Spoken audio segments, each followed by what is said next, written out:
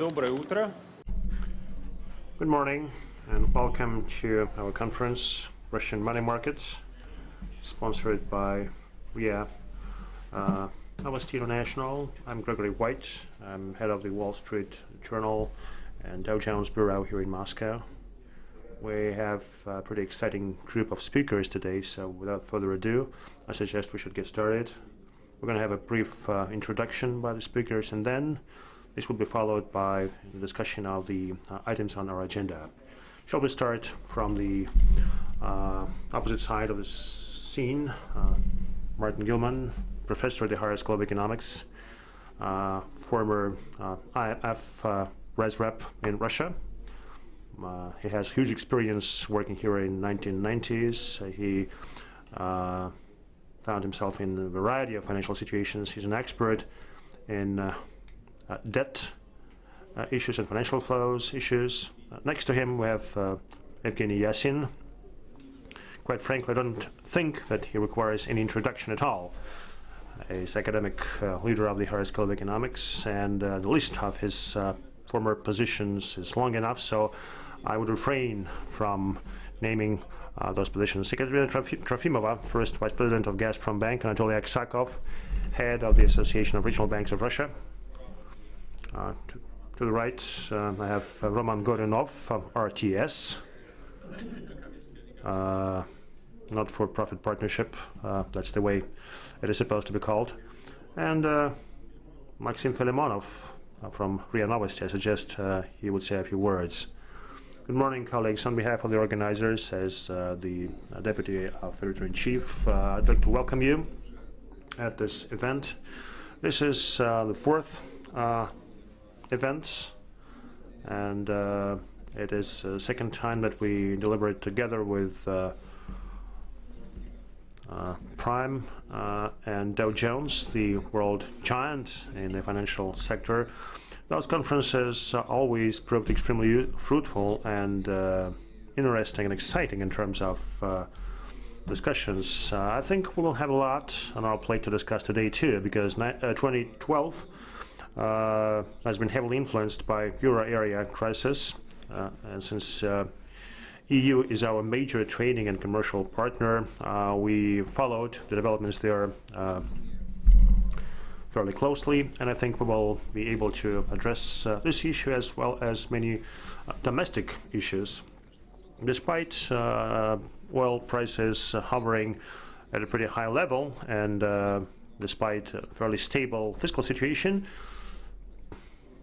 lately we've seen a discussion unfolding as to whether we have a liquidity shortage in the banking system of this country. A week ago, German Gref suggested that the shortage is pretty significant, and the factor, in fact, is stifling for economy. Yesterday, the central bank governor suggested that our key regulator is of opposite opinion, and yesterday's data on the repo market suggest that the situation is far from being clear.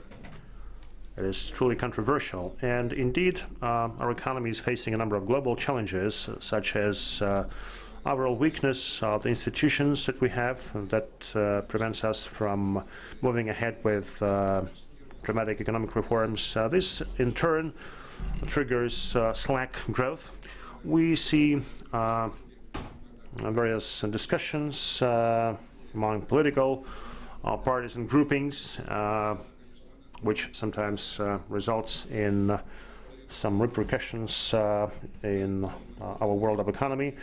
Obviously, all this brings up additional challenges, and I think we'll be able to address those challenges. Up to the very last moment, we had some changes and reshufflings in our agenda, because today, exactly at 11 o'clock, the Office of the President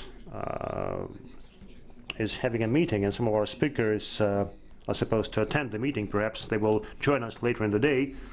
But I think even without them, we'll be able to have a very fruitful and exciting discussion. Thank you. Now, in order to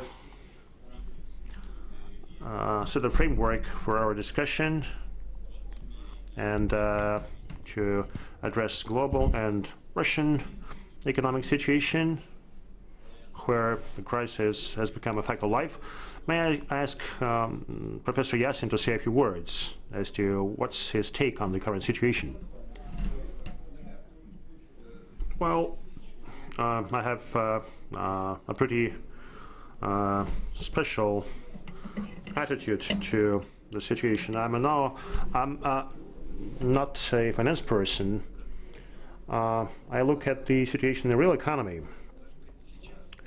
And over the past few months, or should I say years, after 2009, I haven't seen any major developments, any major improvements. Now, when you see movements of various indices, including financial indices, an impression should be such that each time there are some hopes, each time there are some thoughts that things may take a certain turn, but after a day, after a couple of days, you tend to discover that the things turn some other way, or there are no developments at all. And what is happening in front of our eyes, in fact, is happening within a pretty narrow range of possible movements. Well, of course, I may be mistaken, and we will hear from people who might subscribe to other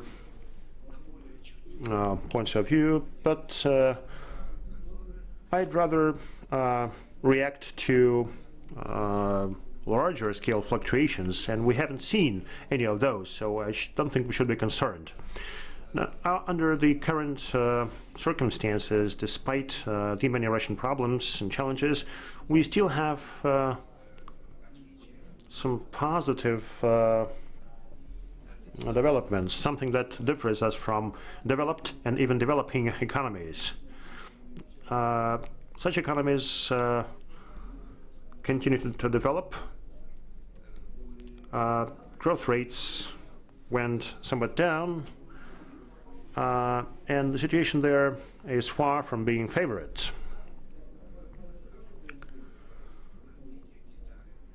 For instance, a development pattern observed in China, when we've seen 11 to 12% growth rates over the past few years, served as a trigger to some hopes or apprehensions worldwide. On the other hand, we see that growth rate in China declined to 7%, and it is likely to drop even lower, and this obviously changes the current global situation and global outlook dramatically. Now, considering this, I will take the liberty of providing some general observations in order to better understand the current situation. You all are experienced professionals, and you are well positioned to consider the current situation. I think that we are living in a situation of a fairly deep crisis. Well, maybe the crisis is not so deep, but rather protracted, because it would be wrong to talk about deep crises in Russia, for we all know that Russia was hit the heaviest by the crisis. I remember reading Gérard Roland, who produced a thick volume in which he mentioned Russia about 1,000 times, and all the 1,000 times he suggested the situation in this country is awful. The reforms failed, and everything seemed to be really bad. Well, I know academic Polcharovich, and apparently the situation is far from the grave picture outlined by Roland.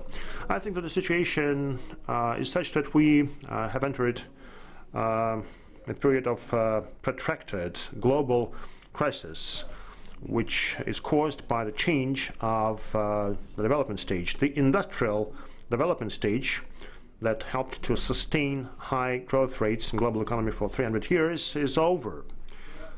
And the year of 1973 appears to be the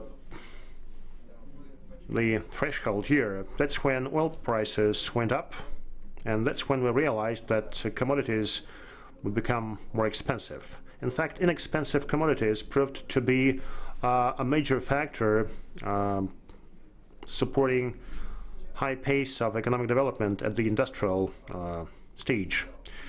Now, since this factor is no longer valid, or at least is not as important as it used to be, innovations have come to the fore as the factor supporting global development. However, innovations suggest totally different development approaches. I'm referring to lower growth rates, longer cycles or waves caused by innovative products that impact global developments over a long period of time. We see such leaps followed by innovation pauses. In fact, this is the term I borrowed from academician Balcerovich. And I think that we are living through exactly such a pause or lapse. What I'm trying to say is that we've seen major innovative achievements, but they fail to create the kind of impact that used to be produced by earlier innovative products, causing major incentives for global economic development. You got to realize that whatever I have to say today refers to the situation where the center of gravity is outside Russia. No matter what we may think about it, but this is a global crisis which affects the countries that are the key sources of innovations. I'm referring to the United States and developed European economies. Well, obviously, a major role is played here by developing economies, China, India, Brazil. But their role is rather special. What they do is they expand the field for industrial economy operation instead of supporting innovative economy development. Yes, they do play a major role, but only on the surface of it. As to how the situation may develop into the future, it's kind of hard to predict. However, I feel that the significant role of those countries, developing countries, may play a certain role. It may produce some impact only if they're able to create strong, innovative, and competitive centers. And this is not just about their will or desire. This is also about the cultural patterns and traditions. And such patterns and traditions in the US and Europe are such that they've long had private ownership rights, they've long had competitive markets, and they've long had the rule of law, with all necessary reservations, of course. But this is a formula, if you will. I do not produce novels. I do not produce academic papers. What I'm doing now is I'm speaking at this conference. In fact, neither Russia nor China nor India, well, maybe to a lesser extent India, because they have been under the British influence for a long time, but neither in Russia nor in China this culture is present. Well, we keep talking about it, but everything boils down just to the talk. But we got to do something about in order to implement those approaches in practice. However, our traditions are such that we're trying to see what the superiors might think about a certain situation, and we are trying to move really carefully not to step on the superiors' toes. And that's exactly why we have what we have. I think we might see some interesting consequences of such developments. I studied for a long time, and the last time I did my studies was in late 1990s, when I was convinced by others that financial markets serve as a mega regulator for the global economy. And indicators present in those markets would help identify where to invest and how the world would be developing and where key growth centers would be located. Now, with the transition to a new stage of development, I'm no longer convinced that this concept still holds. Unless we develop a strong wave of innovations, we will be in no position to claim with certainty that financial markets would generate incentives for market economy development. Well, I have my doubts. I have my doubts because returns appear to be too low to trigger significant capital movement. A friend of mine, an entrepreneur, told me once, look, in our economy, in our today's economy, there is one unfortunate feature, and that is the desire to hedge. We all are attempting to mitigate risks or eliminate risks when you do your transactions. Now, when you talk about people who deal with the real economy, this may be true, and that's how it's going to be in the future, but we've got to be mindful of the following. Market-based economy is based on risks. Entrepreneurs must be aware that they are exposed to risks. Yes, entrepreneurs may win, and it would depend on the balance between the risk and possible benefits. So if you do not see those risks, if you do not assess those risks, and if you're not incentivized by those risks, there would be no incentive for large-scale investments. Yeah, you do hedge and everything would quietly go to sleep. Well, of course, I'm exaggerating, but it seems to me that this feeling of risk-free operation is something that is alien to the market-based economy. Well, at least Schumpeter wrote about this. As to price fluctuations, well, that's right, but this is a different story. Therefore, as a wrap-up of my brief introduction, I think I should state that the situation in financial markets is pretty uncertain, and in fact, we see a stagnation for quite some time. In fact, I don't know how long this stagnation would continue, and the current situation reflects some circumstances that we try to turn a blind eye on. We're trying to move away from some considerations that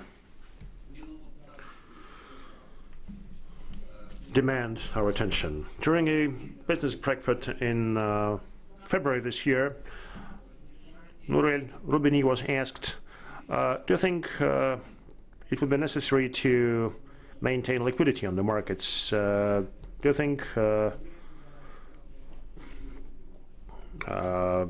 further expansion policy should be continued? In fact, Gref mentioned that the Central Bank of Russia is in fact killing Russian economy without providing sufficient amount of money. Now, when asked, Rubini answered in the following manner, after which I started to respect him in earnest. He said, look, this is not an issue of liquidity. This is an issue of competitiveness. It is not so much about liquidity. Once again, it's about competitiveness. That is something that is the sickness of today's global economy. Thank you.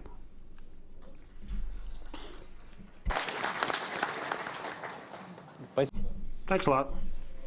Thank you, Professor Yassin. I think you raised a most important issue here in your very instructive introduction. That is, to what extent the signals sent by financial markets and financial flows reflect the needs of today's economy, and to what extent we can use them as indicators showing us where to invest and how to act. Perhaps I could ask Professor Gilman to comment on this, comment on the capital outflow that we've seen in Russia for a number of years, and many, in fact, call this capital flight. I think from an economic standpoint, this is a pretty controversial development, so perhaps Martin could comment on that. Thank you.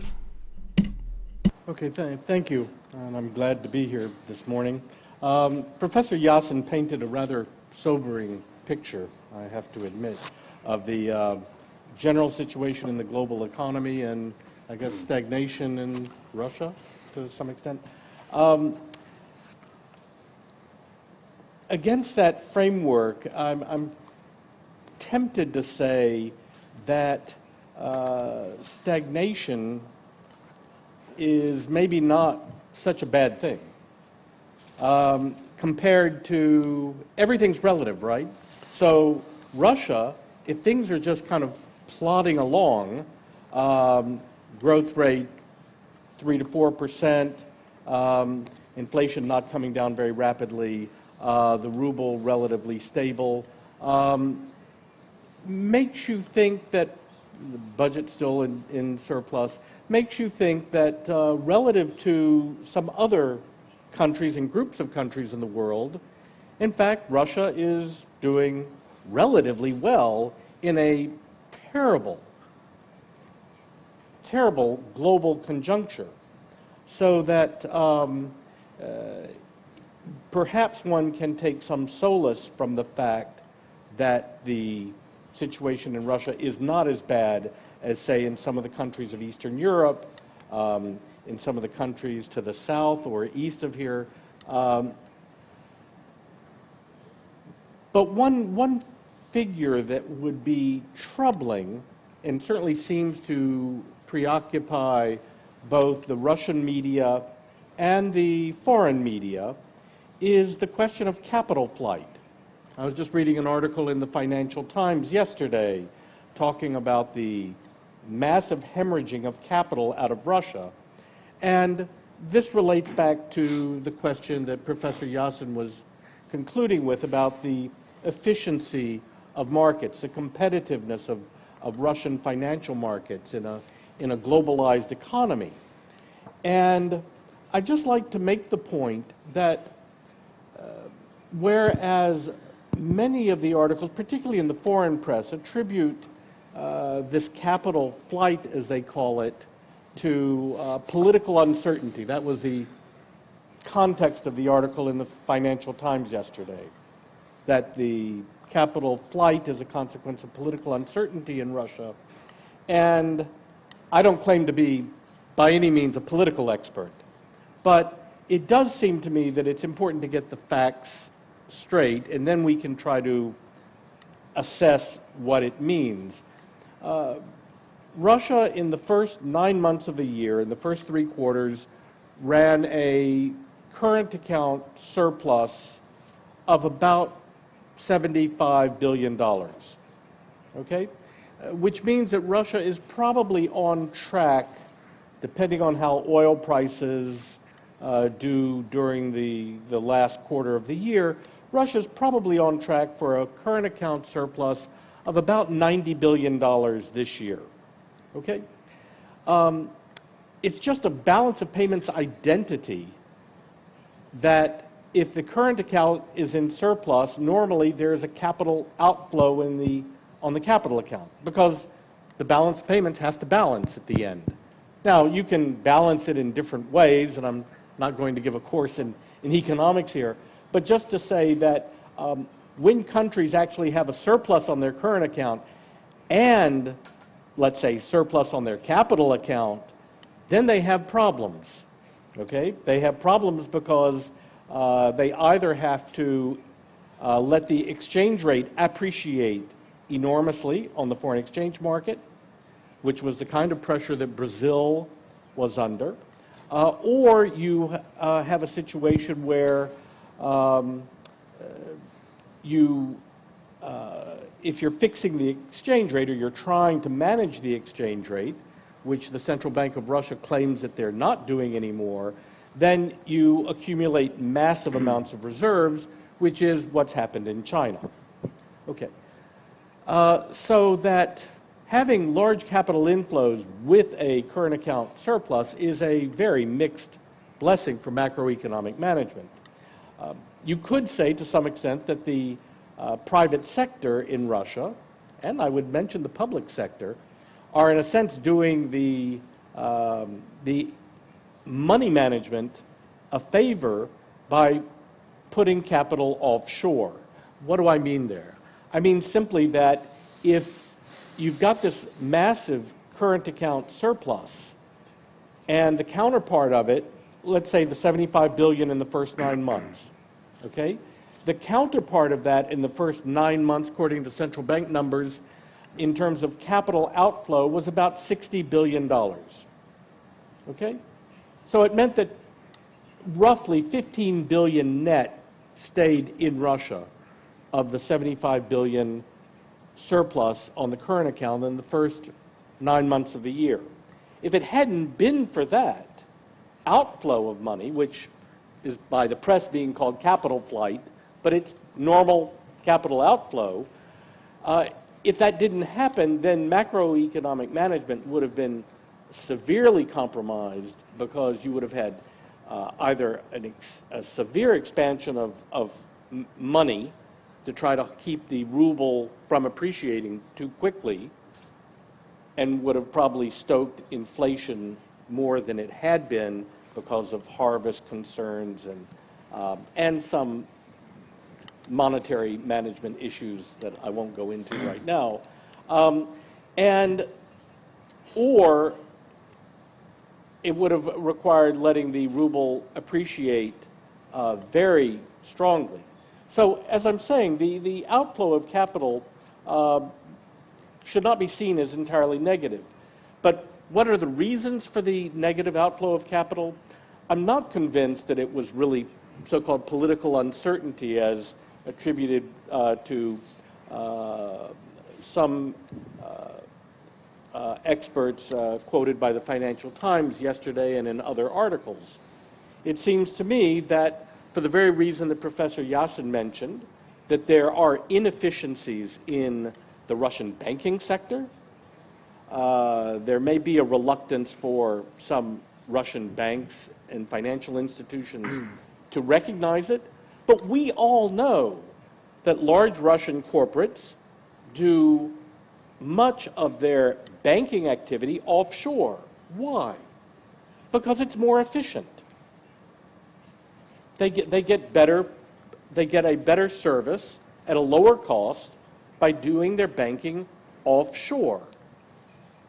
So there's a lot of scope for improvement in terms of the competitiveness and efficiency of the Russian banking sector if one were to expect that the enormous savings created by the Russian economy would stay here rather than going out of the country. There are obviously other factors that one can refer to besides that explanation. After all, portfolio diversification would be one. You want to hold assets here, but in Russia, it's only been 20 years that Russian residents can start owning assets abroad, including property and direct investments. So it's natural that there should be portfolio diversification, and it's exacerbated, going back to the questions of development of the domestic markets, it's exacerbated by the fact that the range of domestic financial instruments is still very limited in terms of the domestic bond market, the equities of mutual funds, the type of large pools of long-term savings generated by insurance companies or contributory pension funds.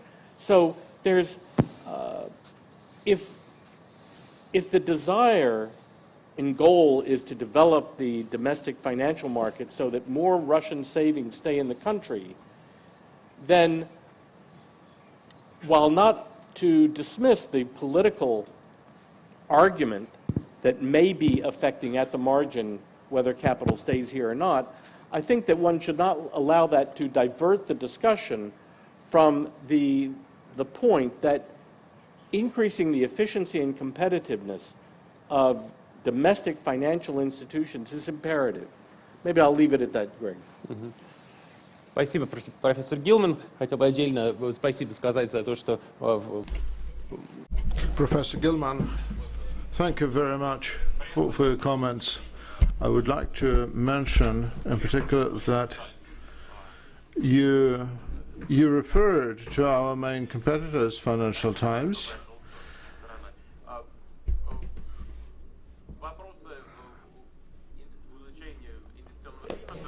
Questions pertaining to the investment climate remain accurate with or without capital flight.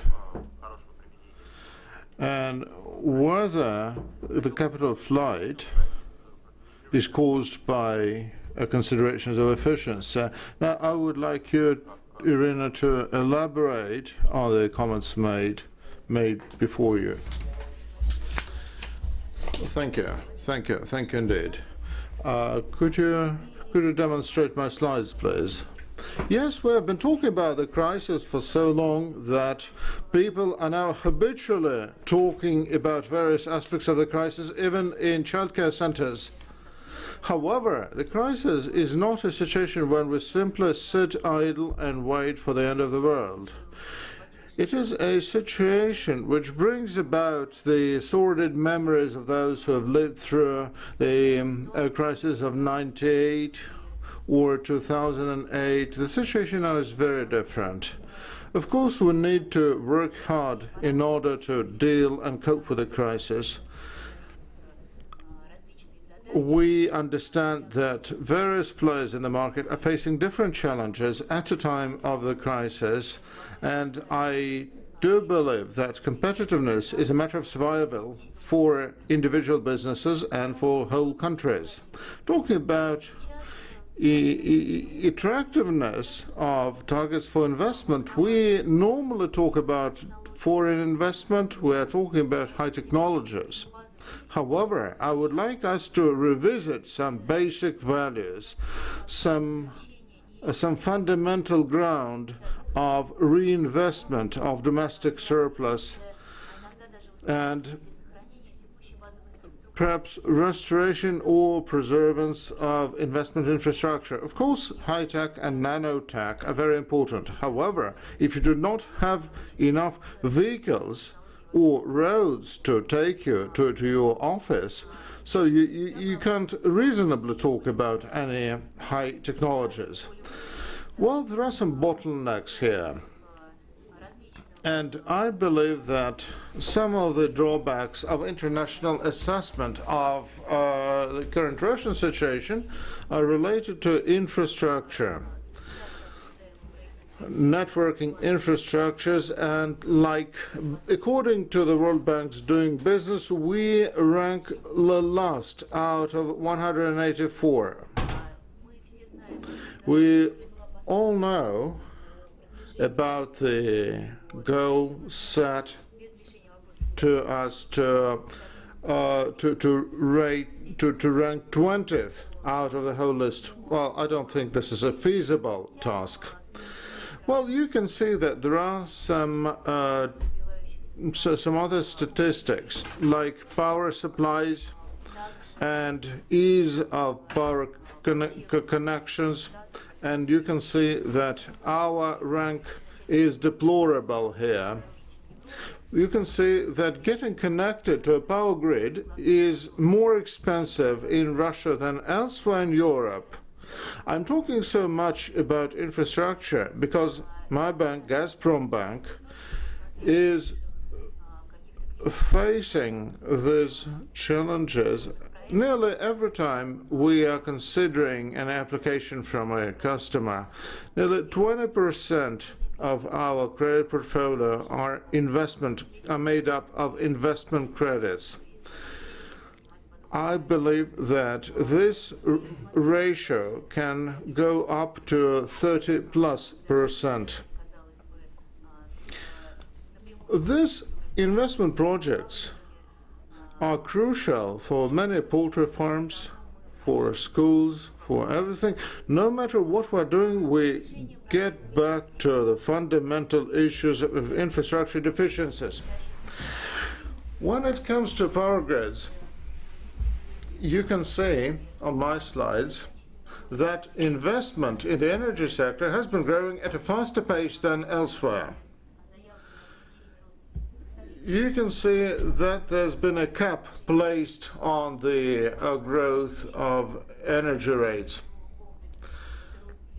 And the government is seeking to improve efficiency, to improve the quality of our power supplies through various energy-related programs. I believe that various regions rank in terms of their popularity, in terms of the density of its road networks. The situation in Russia is very different from region to region. And this is one target for investment into regional infrastructure. Well, of course, any bias like in China would be deleterious here.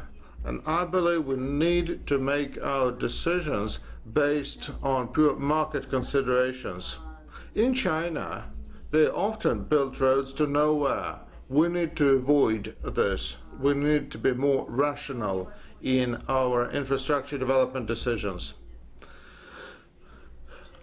We do believe that transport infrastructure will be the main target for investment in the coming years. And investment requirements will go up to $45 billion by the year 2016 and by $75 billion by the year 2021. Where this investment will come from is an interesting and important issue. It is clear that the private banking sector will not be able to shell out as much funds because of the lack of the long-term credit resources, for one. Well, here are a few examples of successful investment projects based on the PPP schemes. Well, regulation is still in the pipeline. However, several regions have, like St. Petersburg, have demonstrated much headway in the successful implementation of PPP projects. Well, the St. Petersburg government have provided very comfortable framework schemes for private investors. They are participating in the construction of a large ring road and in the construction of the Belarus-Minsk highway. We are a shareholder, a senior creditor, and we are providing financing for this huge project. When we believe that project financing will grow at a faster rate than classical financing schemes, we get somewhat concerned about removing the remaining obstacles in project financing. We realize that we may be talking about a specialized financial product available to a few recipients, and still we need to keep financing in developing and ramifying infrastructure. We need to work hard in order to open up more opportunities for the business community in infrastructure financing. Well, and this accelerated growth may be designed to recompense for the lack of financing back in the late 90s. You can see that infrastructure financing is exceeding 35% of the overall investment portfolio, and this is a very large number, which is amongst the best achievements worldwide. Talking about targets for investment, I believe that different sources and domestic sources have been nearly exhausted. As the government is announcing a cap on the growth of energy and utility rates, and the fact that government programs will not be as large as they used to be in terms of the growth of investment, we need to rely more heavily on domestic investors. So far, the government has remained the chief investment in infrastructure. Well, here is a chart which provides a comparison with Brazil, China, and India. Well, the dynamic has been very diverse. Well, the right-hand chart gives you an idea of how small investment is in China, the ratio of private investment. However, we're lagging behind Brazil and India. When it comes to government, public investment, we have been mainly relying on the budget funds and rate growth. Here are some major issues related to financing infrastructure projects. First, the public finance sources are limited. Even if we're talking about PPP, still some public money should flow in.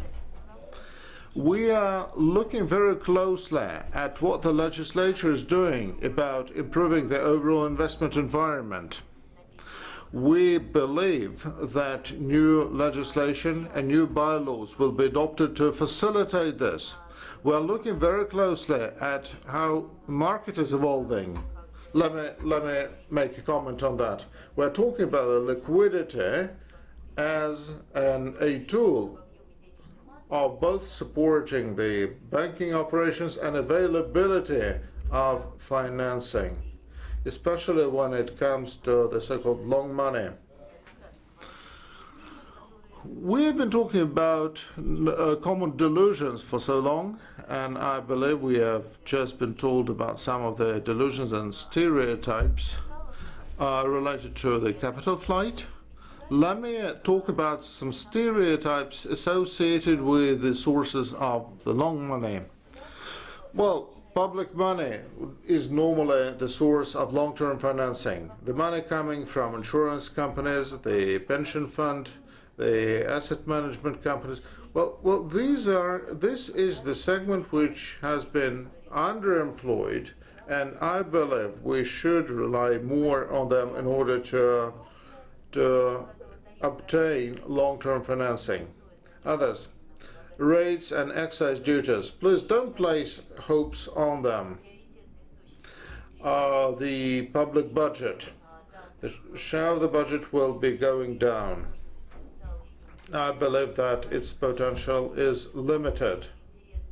We have not yet seen any keen interest of foreign investment in our infrastructure projects.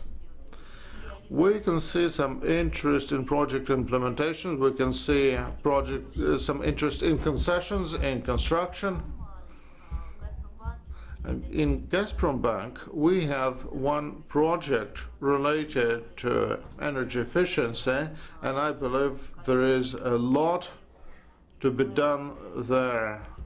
starting with energy saving and switching off the lights when going out. Well, thank you so much for giving me the opportunity. I'd like to thank the organizers, and I'd like to say a separate thank you to Natalia Porokova, who helped me prepare the slides. Thank you. Thank you, Ekaterina. I believe it is very essential, while talking about the global crisis and while talking about the crisis in general terms, to revisit some specific projects and discuss some details. Now I'd like to ask Mr. Aksakov to provide his outlook for the prospects for foreign investment and joint financing schemes, and whether foreign investment may be interested in investing in Russian infrastructural projects, and also whether there is a liquidity deficit or not. Thank you. Thank you. Well, first of all, I actually made a strong note about Mr. Gilman's comment that Russian companies seeking to make deals with foreign banks and foreign financial institutions via offshore structures. Well, the major reason for this may be efficiency and cheaper service. However, the main reason is that the Russian regulators, Russian authorities do not see this activity and cannot track it down. I believe that leading companies made a deal with offshores in the years of crisis about disclosure of major transactions. Russia does not have such a deal with offshore havens. When it comes to efficiency, Russian banks are working in a tougher legal environment than others. They do not have easy access to long money. Well, pensions and pension money has been mentioned here, but I don't think that banks have an easy access to them. Well, this fund is not very large. It is estimated at like 3 trillion rubles. However, it is very difficult to place it up on that. When it comes to efficiency, yes, it is an issue. Well, the fact is that the interbank rates have grown by 50%, is a vivid illustration of that. The deposit rates have grown by over 2.5%, which is also an indication of a rather tough situation with liquidity. Unfortunately, our financial regulators are facilitating this financial deficit. With an overall financial surplus, our Ministry of Finance is borrowing domestically, for which reason remains unknown to me. A lot of money has gone into reserves, and they have grown up by 2 trillion rubles over the past years. Well, obviously, some money has gone into foreign securities, and this is a good signal to our foreign investors. If the Russian government is taking money out of the country, why should they be investing their funds into the Russian economy? This is why banks have to work hard. They're facing difficulties, but they are coping. So far they are coping, and they are providing credit resources for various projects. Well, there is one other aspect. It is related to Basel II and Basel III. Recently, the Russian Central Bank has introduced more stringent criteria for credits. Recently, Russian banks have been indulging in consumer financing avidly, while they are not so keen on providing credit resources to corporations. Well, the instructions of the the Russian Central Bank inhibit this activity. Therefore, banks are now enjoying easy money from consumer lending.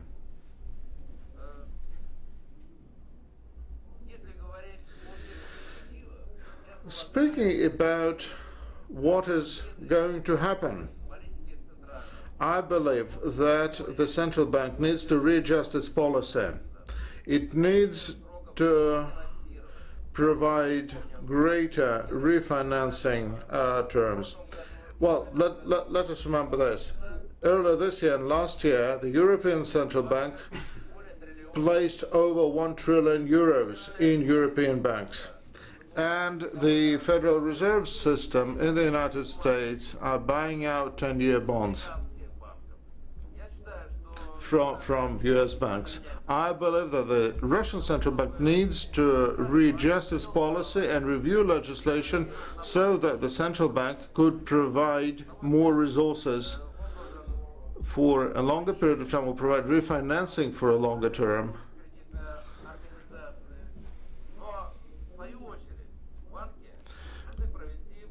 And the Russian banking community should do some work on standardization of their credit products to help central bank understand what risks it's going to take by refinancing credit institutions. We have already started some work here, and we have drafted some syndicated loan credits standards.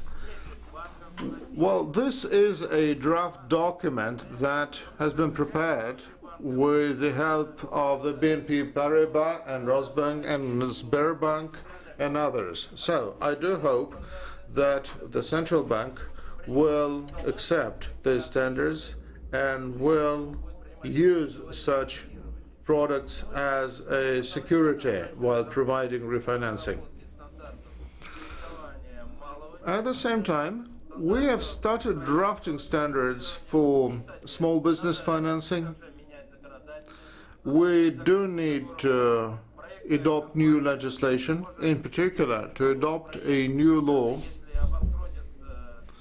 that would enable companies to keep on working if the originator of a credit project goes bankrupt. Well, there is a whole list of new legislation which should be adopted in order to expedite new credit products from banks. Thank you. Thank you. Thank you very much. Well, the issue of competitiveness of credit institutions is most important. Last year, if you remember, we discussed stock exchange mergers and an international financial center. So competitiveness is still high on the agenda, and this is still a very topical issue. So, Roman, could you please give your outlook of the competitiveness? Yes, I fully agree that competitiveness on the financial market is a key issue to discuss. And we are now in a situation where the financial market is probably the most liberal in terms of opportunities of transborder fund transfers. Because access to online trading is free. It is very easy. Thank you.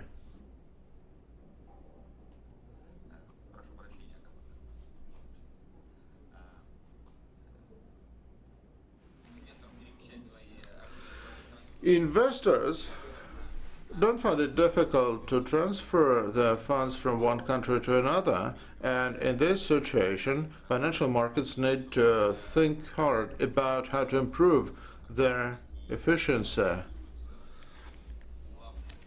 I believe that the projects mentioned here, which are underway in Russia, are all aiming at improving competitiveness. Well, I can't give you a definitive answer of what has happened over the past 12 months. Yes, we have been working on setting up a central depository, on adopting new legislation, and these are positive developments. On the other hand, we can see a few threatening trends which include in particular that more and more Russian companies get listed outside of the country, get listed internationally, and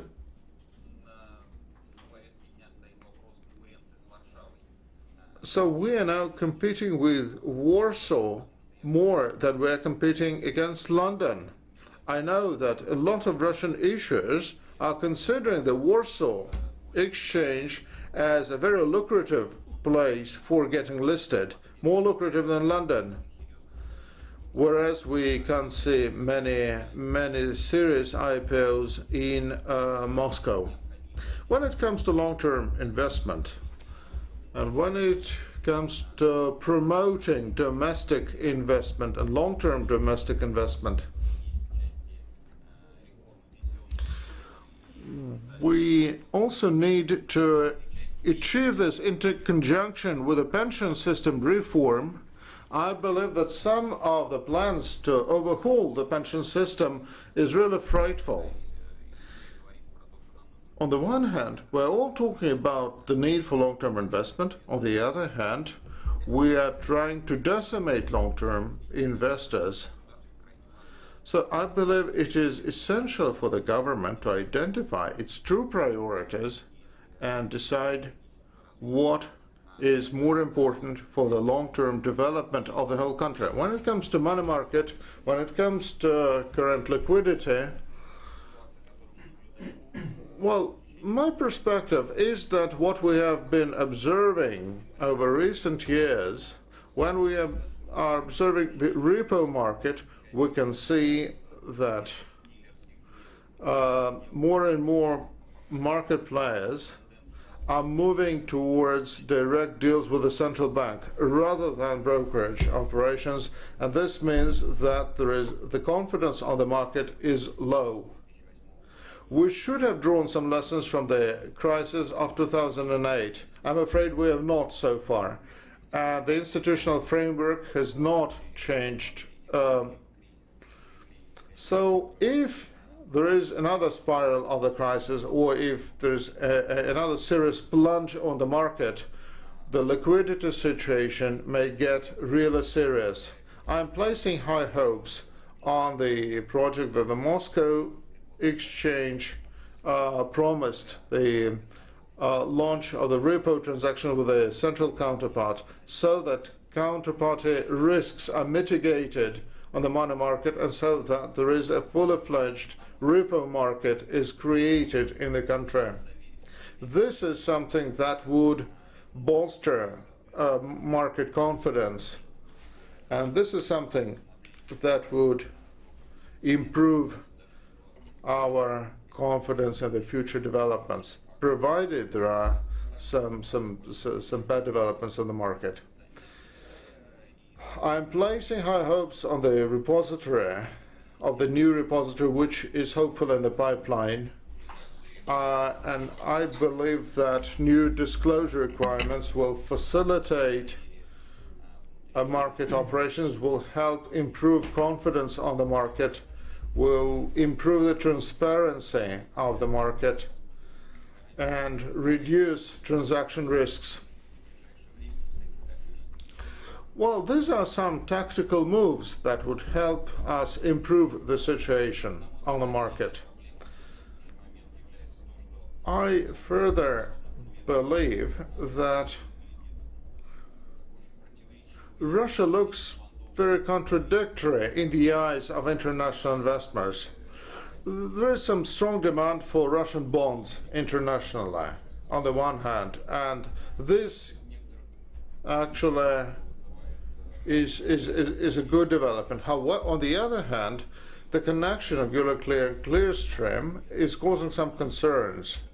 It's because we may transfer the liquidity center for the Russian instruments not in Moscow but elsewhere in Europe. However, the demand is there. Looking at the equity market, we can see that Russia is not popular in terms of the equity investment, and international investors go elsewhere.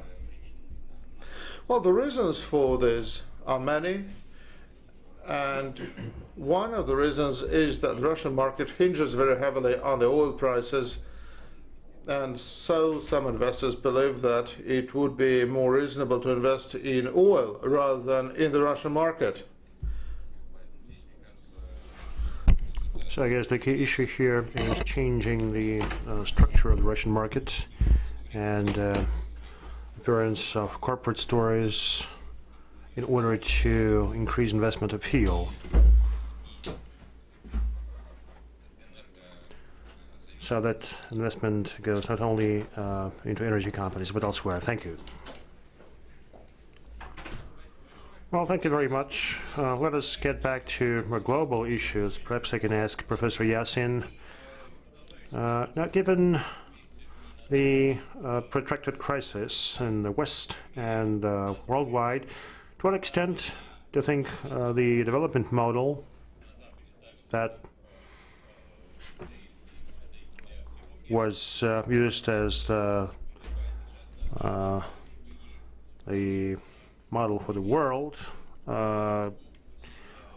would be able to remain, and whether there is another way, a different way for, say, BRICS countries, or you think that we still have only one way toward further development?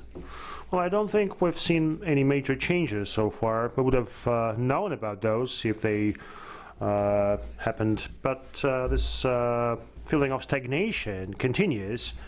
And this is again due to a high degree of uncertainty. That's my vision, my take on the situation. Yeah, changes are possible. As to Russia, I'd like to say a few words here. Russia is a country which about 10 to 12 years ago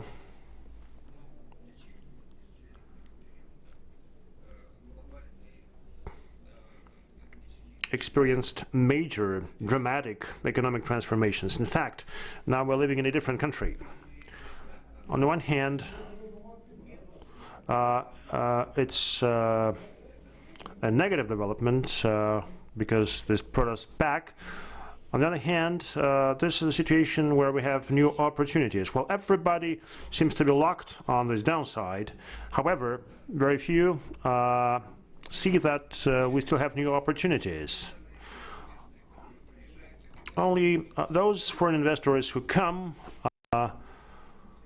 and want to win support from our authorities tend to concede that indeed the situation in this country has some promise. Those are investors who come to those St. Petersburg Economic Fora and other major events. Now, this is a kind of factor that might be important for our future economic developments,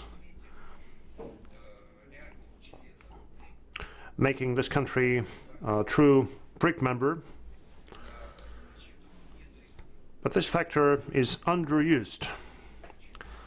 Apparently, there are some political issues to be considered here, but my deep conviction is that the possibilities that Russia acquired after a transition from planned economy to market-based economy toward new institutions, toward entrepreneurship, well, all this has been heavily underused and underemployed. I mean, to some extent, we could have been pioneers. Pioneers in the global markets that experienced some difficulties related to the need to come up with a new approach, a new way. Look at what's happening in the West.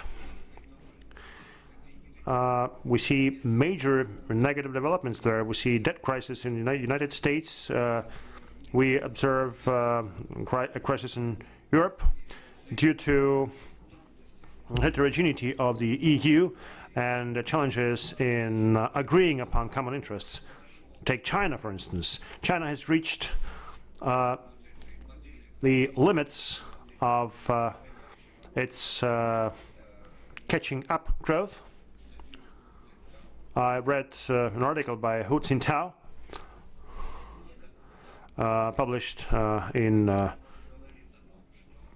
Nikonov's journal. That was his speech at the APEC summit, and there he states that they would be targeting their domestic market mostly. Yeah, the market is huge, but you know, Chinese are economizers. They're not used to spend a lot of money on what the market would have to offer. So they're likely to experience another major constraint there. Now, Russia does have opportunities, but for those opportunities to be fully used, we have to drastically change our investment climate. We are to develop an attitude among investors that this is an appealing, a sexy country, and they can do business here. That's something that we've been lacking. I mean, if we wanted to do something, we should have done some capital steps here. Now, Mr. Aksakov mentioned that the central bank is doing something wrong, and our banks not happy with it. I mean, I think that the Central Bank of Russia now pursues absolutely sound policy. It pursued some different policy previously, but now, as I'm saying, it pursues a perfectly sound policy.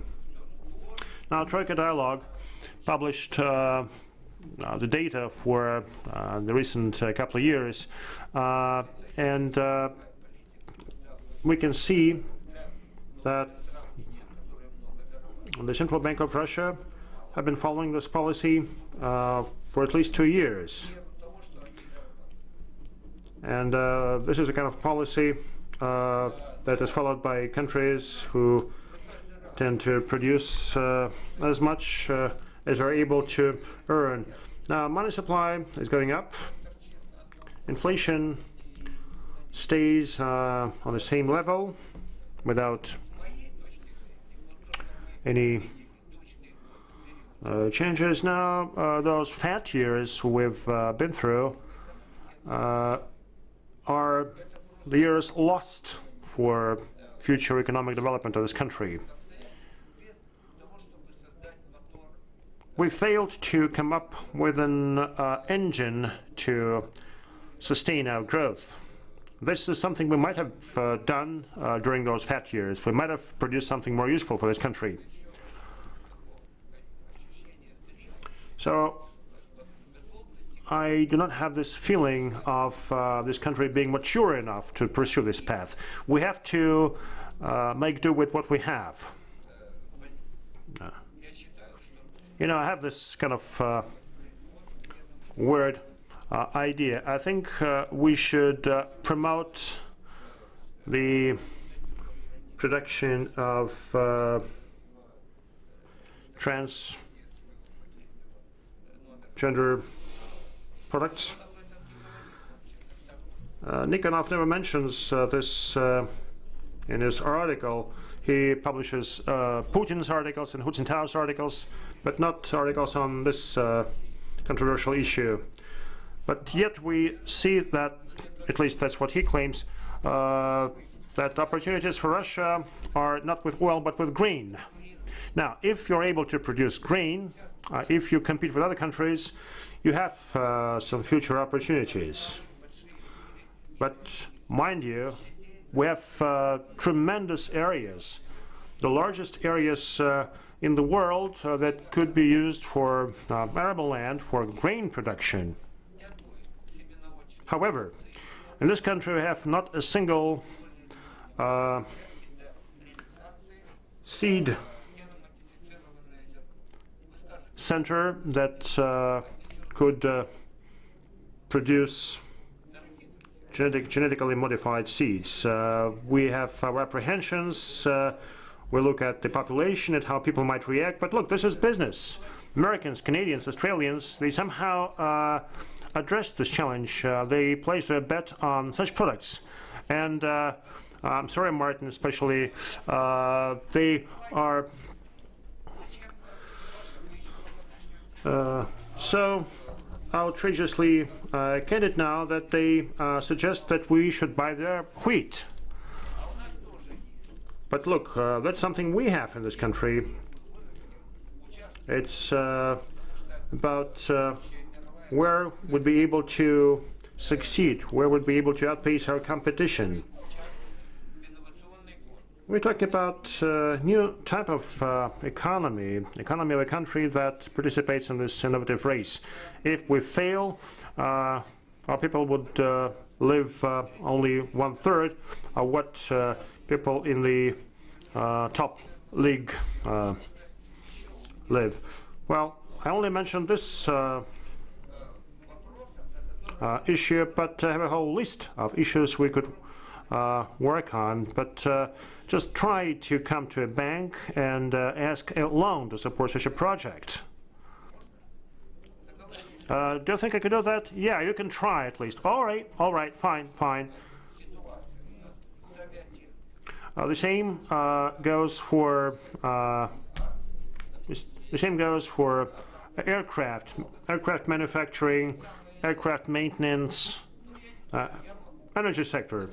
Well, I can talk at length. I made up a collection of such cases of the areas where people still are able to produce something. Another 10 years and everything's going to be lost. We'll have to start from scratch. Thank you.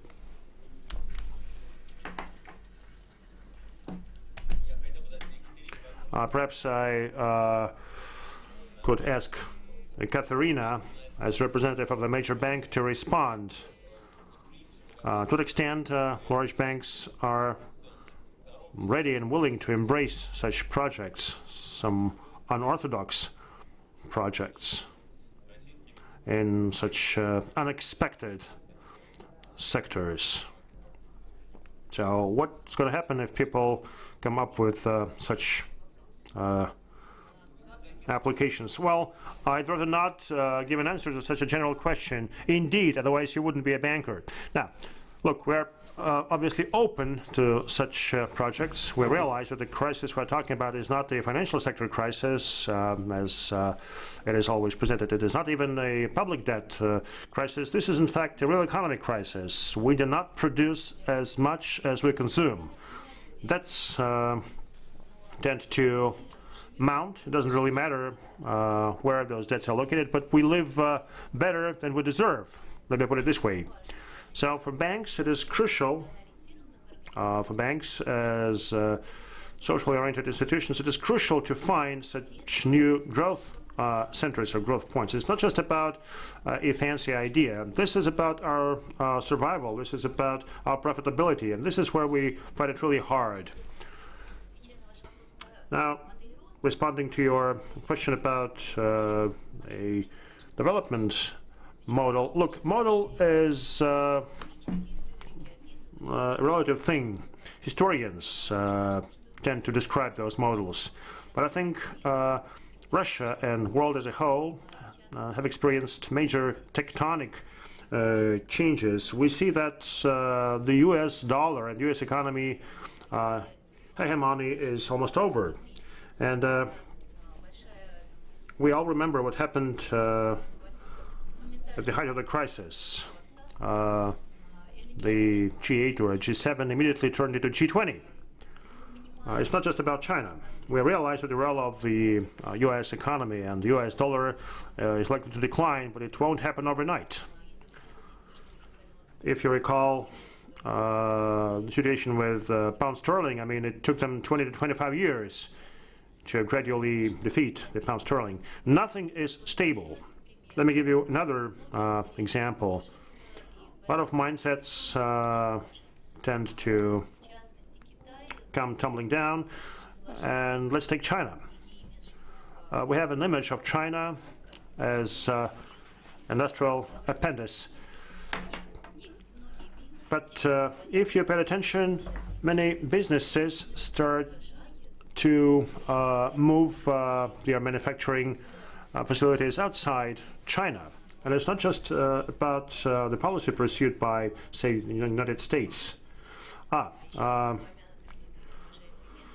If you read an article in the Vedomosti newspaper, since we talk about the media a lot today, there's an article there describing how our apparel manufacturers move their production facilities to Russia. We live in a situation of change. The world is in flux. Some claim that the growth model was a mistake, but human attitude is such that we always are eager to see growth. We work for the benefit of our children. We want to see growth that would be not extensive like in those fat years, but very intensive, very in-depth. But unfortunately, I do not believe in human beings a lot. And this crisis scare won't last long. Very often we'll find ourselves in a different situation, in a different context, but history tends to repeat itself in various formats. As of today's strategy, today's approach, I think we should speak about defensive approach with all the pros and cons. And one comment with respect to hedging. The way we consider hedging in the business sphere, I'm fully in agreement with the comments that refer to general human values. Indeed, well, maybe I'm going to say a controversial thing. Indeed, we are not always eager to take up risks, but also at the same time we're not eager to try to mitigate those risks. And hedging is something we experience every day, and the whole culture of hedging as a market-based instrument is underdeveloped in this country. And this is a tool that is widely employed in the money market and securities market, and very often we engage in awareness building for our clients, trying to explain to them that, look guys, you have tools and instruments to protect yourselves. And this underdeveloped hedging culture in this aspect prevents us from developing the hedging culture in the right direction you're referring to. We keep talking about various mindsets, and I think it's a most pertinent comment. A defensive strategy cannot be implemented unless we have the right hedging culture, unless we have hedging as a set of financial instruments, and this obviously prevents us from using the opportunities you're referring to. I gave a very long chain of reasoning, but indeed the topic is truly multifaceted and deep. Thank you. Now, as to us, the bank, yeah, do come with such projects. Professor Gilman, given this change of the model and with the advent of new growth centers or growth points and the decline of the West as a model for the rest of the world in financial terms, do you think this creates more opportunities or risks for Russia, for this country? Well, obviously it creates both, Greg. The fact is that the drivers of the world economy have shifted dramatically just in the last decade, when, after all, East Asia, Russia, and Brazil were heavily indebted. Now they have become the major creditors of the world economy, and the growth drivers, according to the IMF statistics, 2/3 of the 80% of the growth driving the world economy in 2012 is coming from emerging and developing countries. There's a small contribution of the North American economy, and the rest of the advanced countries, Japan and Western Europe, are negative. So the world really is depending on countries like Russia and other emerging and developing countries as the growth drivers. But I guess the sense of your question was, can Russia decouple from what's happening in the rest of the world? And since we don't know what's going to be happening at the end of this year, next year, in terms of the global economy, but there's certainly a great deal of concern that that the kind of debt deflation model, the Irving Fisher model that was developed in the 1930s in the West, is being, in a sense, repeated, and that even as Olivier Blanchard, the chief economist at the IMF, was saying a couple of weeks ago, that it may take till 2018 before the Western advanced economies really come out of this, and that assumes that reasonably good policies are being pursued. So what does that mean for a country like Russia? It obviously means that the demand for raw materials, including energy products, may be less buoyant than it had been. Is that bad? Maybe not. You won't have such large current account surpluses and have this excess savings that's flowing out of the country. And it may force the government to make decisions about the allocation of limited resources that are currently being squandered by the government. But I would also just emphasize that I don't know where growth is going to come from in the Russian economy. I'm not as audacious as Professor Yasin in trying to identify which sector could be a source of potential growth in the economy. I like the idea of agriculture, though. My wife, every year when it's the season for the Novigodny Yolka, always is always upset that some of the nicest trees that appear on the Russian market are imports from Denmark, from Scandinavia, when Russia has abundant land and forest. And why aren't the best trees from Russia? So that could be a project for a bank to finance. Seriously, I would just say that the good news here is that the real growth driver of the Russian economy in recent years has not been the energy sector, and it's not been infrastructure investment. It's been consumption. It's been the consumer. And because it's a large, dynamic consumer market with very low levels of household debt, there is ample scope, despite I take the fact that the banks are happy to boost their consumer lending, there is ample scope that increase in consumption will continue without necessarily leading to overheating. But that in and of itself, I would agree, would not be sufficient, that investment is going to be key. Private sector investment in areas that will increase the real productivity of the Russian economy, particularly in a situation where the demographics are not in your favor, is going to be critical. But where exactly that will come from is hard, at least for me, to predict. And the extent to which Russia will be impacted by a possible crisis in the advanced countries, again, it's hard to say if there would be a repeat of 2008 or not. Hopefully not, because the general levels of indebtedness, both of the banking sector and the non-bank corporate sector, are lower now.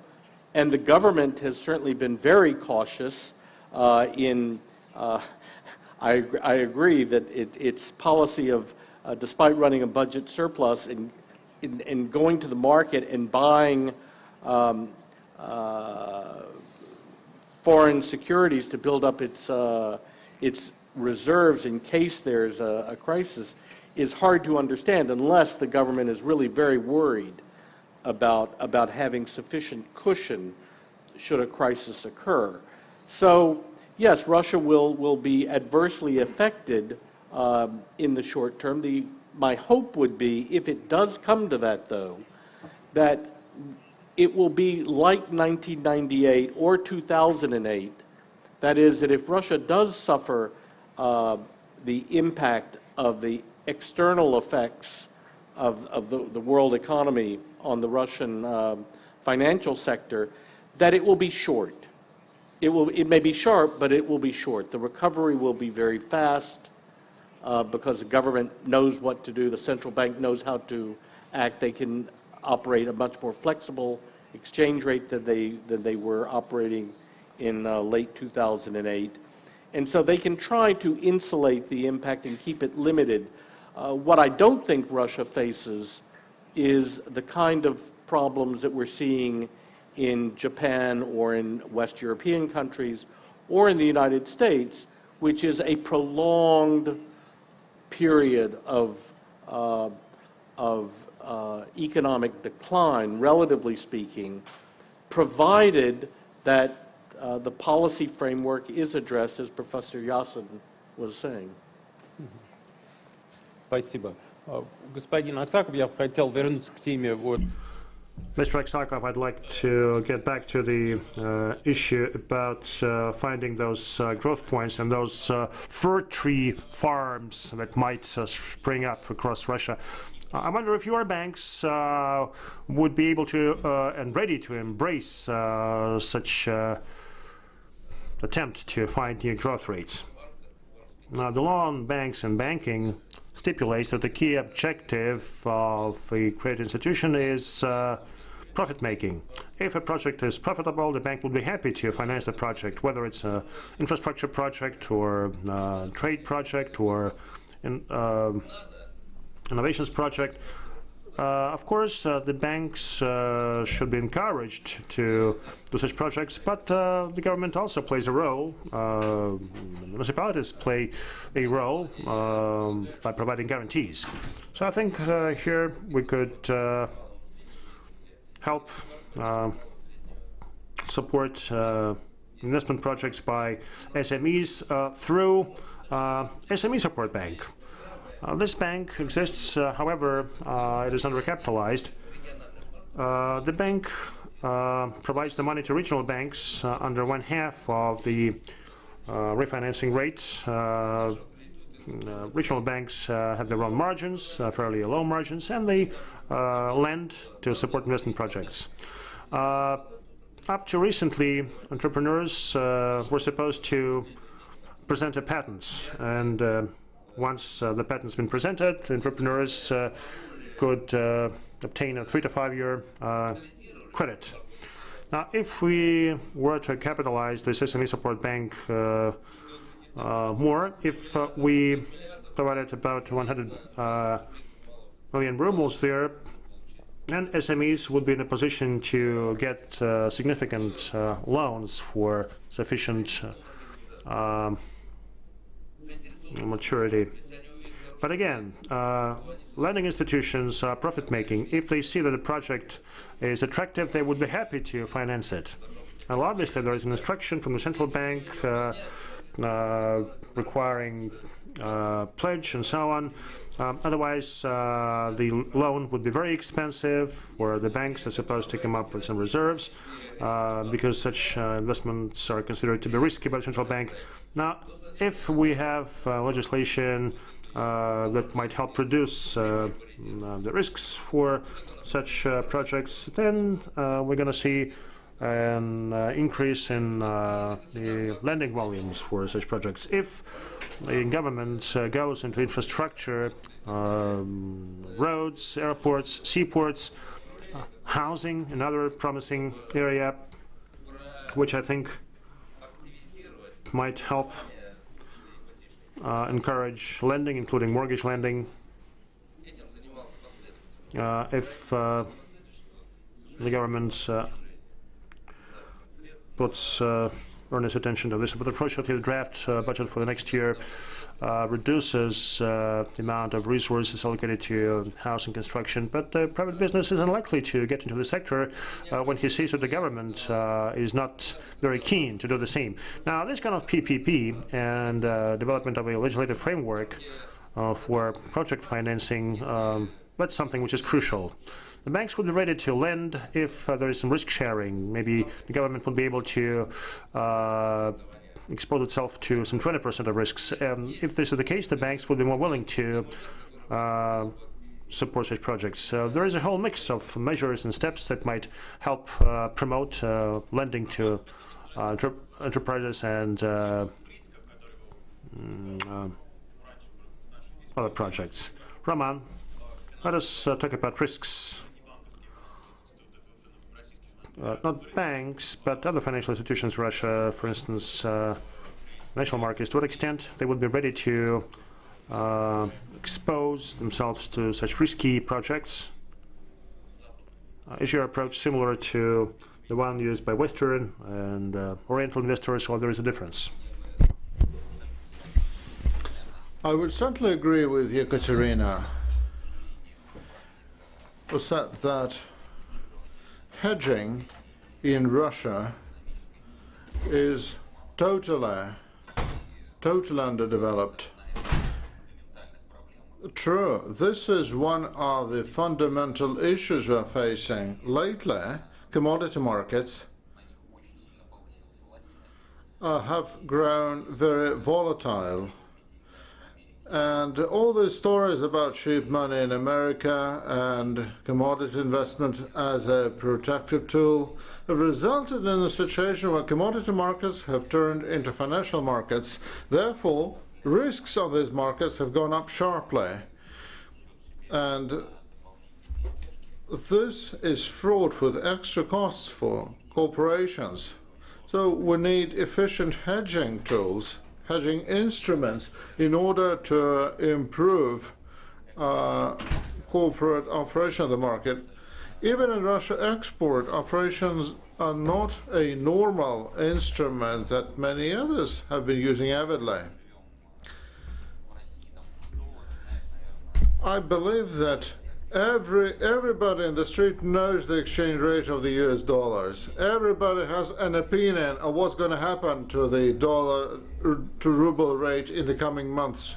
However, people are generally uneducated, and corporations generally uneducated, unaware of financial instruments available to them. And I believe that the banking community should take an effort to build awareness amongst their customers. I think that there is a good taxation and fiscal and regulatory environment for corporations of the Russian market. However, they have not been very quick to pick up the useful financial instruments they may be using to improve their operations. I believe that we, the RTS, should also join the overall awareness building effort. We need to make the community aware of the hedging instruments available to them, and they are available, and that can be used very easily. Even some commodity instruments can be used. Unfortunately, many market players have not been using these instruments for lack of awareness, most of all. It is essential to mitigate and to ensure risks for the market. Well, there are some energy futures which are available to the market, and I think that most consumers can use these futures as a hedging instrument against price hikes for power supplies. I think people are simply not aware of these instruments. There are so many examples of instruments which are available and not used. Thank you. Thank you. I'm afraid that we have run out of time. Can I ask a question to all panelists, and I have a separate question for Roman. The question is, why did the idea of an international financial system have gone down, and people have lost interest in them. Well, like 5 years ago, this was a very hot idea, and it resulted in some positive developments in lawmaking, and now the interest is apparently lost. And how bad is that for the future of the financial market? The question is for everyone. The question is for all panelists.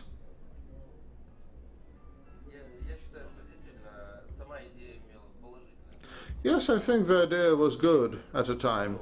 And whether we do build such a center or not, we hammered out a concept and a plan for setting up such international financial center. The State Duma has a whole package of bills. We provided legal protection for derivatives. We have legalized netting. Securitization, the loan securitization has been passed at first reading. A civil code has been modified, and I believe that the new provisions in the civil code will facilitate these operations too. So I think the idea has taken off the ground. It probably doesn't make headlines, however, it's a good thing. I do not share your impression that the interest has subsided. We have adopted a roadmap, and it's a good thing. And, well, I can't see a problem with this idea not making headlines anymore. I think that people keep working on it, and we should expect some interim reports on the project of setting up this international financial center. Let me speak frankly. You can strike me off the records. Well, the initiative came from the very top, from the president and from the government.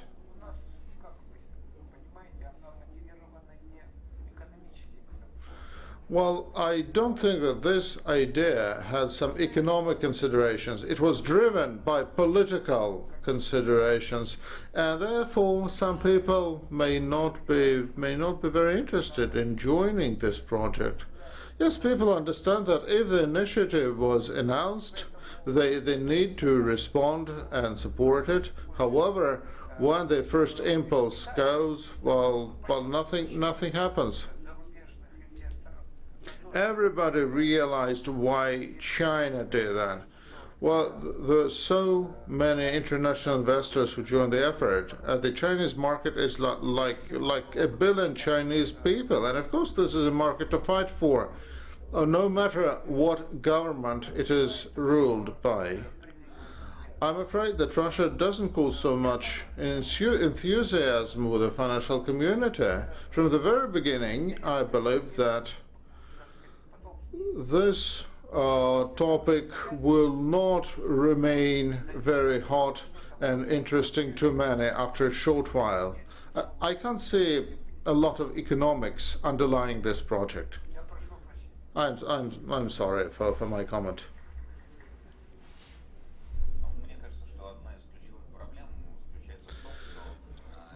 I believe that a major issue with it is that the project is there, but would lack some thorough understanding of what are the implications behind this international financial center. So, well, I don't think we have a good understanding of what it's going to be.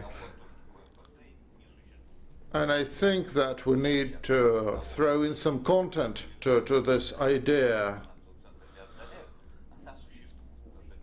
And since a lot of people are going to London to get listed instead of Moscow, probably necessitates the idea of setting up a domestic financial center. However, we haven't seen a consistent government effort to support this project, and it should be a standalone project. It should be made part and parcel of the overall government financial policy. If we had a good understanding of the ultimate goal behind this project, we would have probably supported it with a warmer feeling. Professor Gilman, please.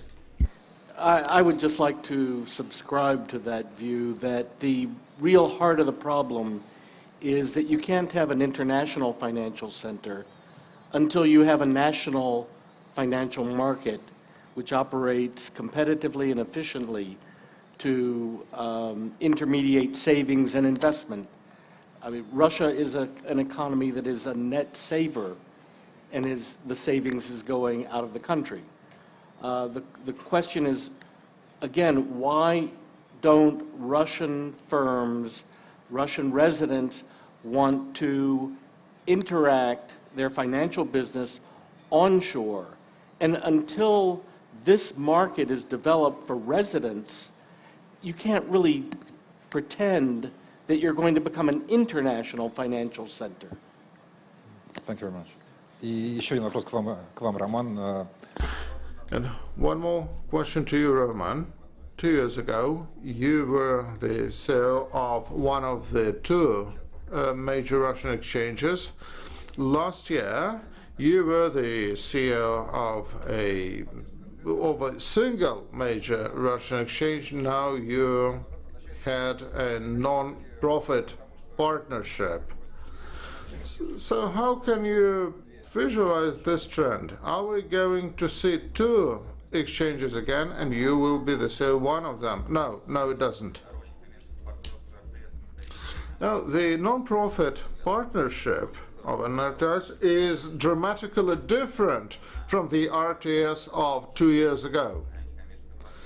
This non-profit partnership, which brings together around 130 market participants, both financial and non-financial institutions, and its role as an integrator of the financial market,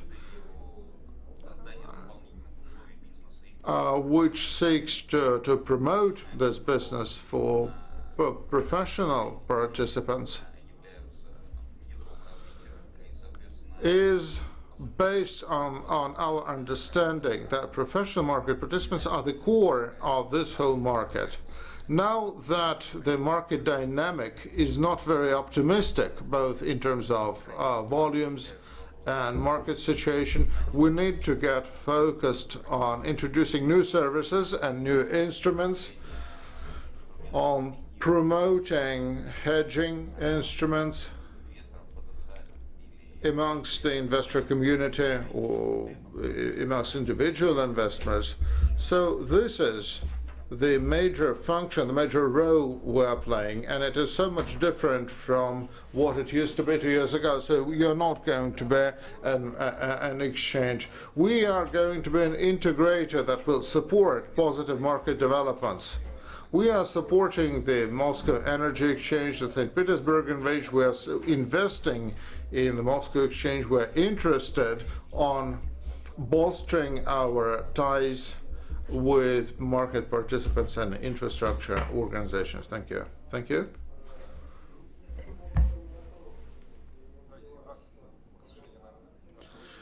I'm afraid we are somewhat behind the schedule, and we only have time for 1 or 2 questions max. Yes, please.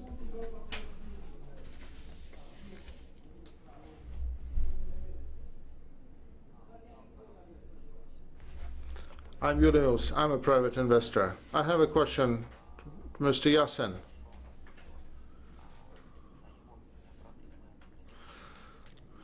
You outlined the prospects of the world crisis so well,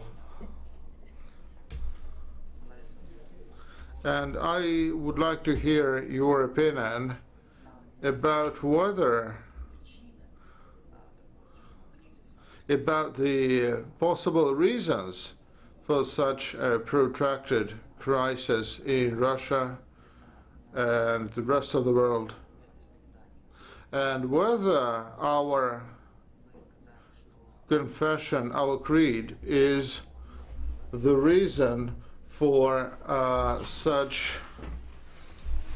a crisis. You said that the world is driven by the United States and Europe, and Russia is following these innovational leaders in its tracks. Probably our Orthodox faith is the reason for such a crisis. That's a good one. Well, there may be some reason saying that the Orthodox faith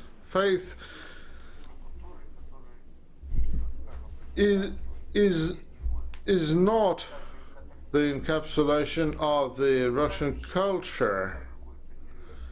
I do not believe, however, that it constitutes any serious obstacle for promoting our business activity. I believe that this is something that would be more appropriate for internal Orthodox discussion. I believe that there is a certain balance between your position and social influence. If you are getting very intransigent, your influence in society will be going down.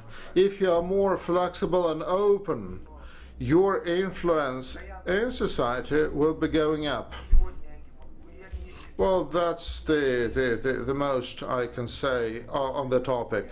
And I do not believe that our drawbacks and our problems are in any way connected with our religion. Well, there might be some connection, but it would be negligible. One more question? Yeah. None? None? Okay.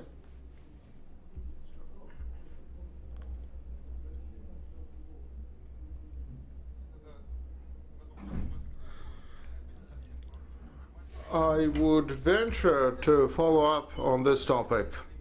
A question for Mr. Yasin. So, since you mentioned some innovative nanotechnologies and genetically modified technologies, could you offer any less damaging scientific idea than the genetically modified materials, something less detrimental to humankind? Well, I would say that before I ventured to advertise the genetically modified substances, I actually did some research on how hazardous they are to humans, and I found nothing. Otherwise, I would have kept silent. As for alternative development, well, I believe that Nikonov, who is a very cautious man, Nikonov still spoke avidly about the great opportunities that the Russian farming sector has for the future of the country. Later today, after this conference ends, I will visit a conference on the open innovations. It is taking place not far from here. And that conference is discussing a whole number of biochemical projects we could also discuss. Well, some time ago, Russia took a leading position in this area, and I'm afraid we're missing opportunities. That's what we're doing. I know of a few examples of the very promising projects connected to biotechnology. Another idea I am fixed on is aviation. We used to take a leading position in aviation. Since we're living in a huge country, so, well, there's no replacement for the aviation industry. We simply can't do without it.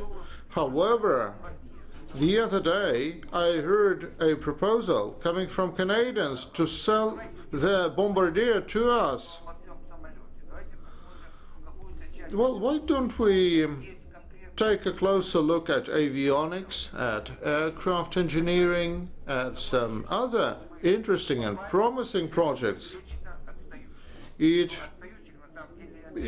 Well, I have an impression that we're lagging behind everyone, but everyone. Yes, it is true we are lagging behind. However, we do have opportunities, and we need to make use of them. Before, we used to employ our opportunities just because we relied heavily on military development, and we need to have some material and military technologies, and that was the cause for our utmost concern. Well, probably military power is not the prime asset today, not in the whole of the world. However, I believe that we do have great opportunities in aviation that we need to make use of. Living in a huge country, we can build a ramified network of airlines and air routes, and we can support them financially. We can create much demand by subsidizing airfare to design and build some small and medium range airliners. Why not? I can assure you that after people get used to taking risks, they will be taking risks after a short while. However, people are now only sit tight and wait for a command, for an order from the Kremlin, and they won't do anything without it. Well, I think we need to build big business in a different manner. Well, people need to take risk. Thank you. Thank you. I think we have exhausted our agenda. This panel is over, and I'd like to thank all panelists and the audience for their attention and participation. See you in 1 hour.